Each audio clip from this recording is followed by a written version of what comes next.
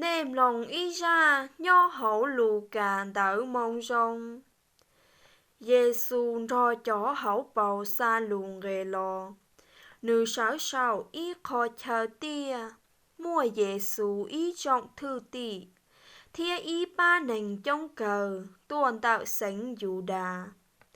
Đạo Giê-lu-sa-lê. Đạo thù đen tu. Từ lò thia sĩ đồng tua. Giê-xu cha muôn chia nữ chó thư tị.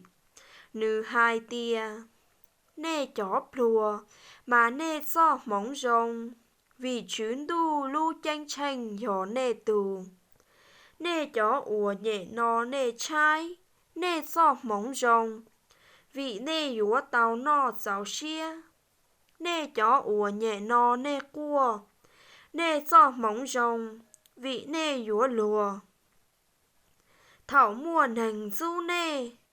Thảo luồn đĩa nê. Lò lùa chệ nê. Lò xá lù phệ trao nê lùm bề vị nành lành tu. Mà nê so móng rồng nông đờ. Nê dúa rồng xia. Nê dúa thìa họ kha. Vì nê tao giải công hậu lò nho sọng đù. Chanh thâu lỡ chó giờ công cụ tàu ua linh đờ. Trâu chó già sau.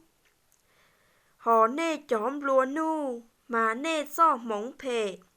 Vì nê tư giải kiếm rì nê lợ.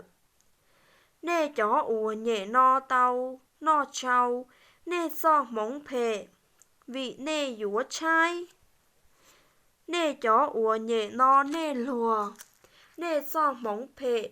Vì nê dúa cua thia dúa cha. Thảo danh trọng cá lù rong xó nê. Mà nê so móng phệ.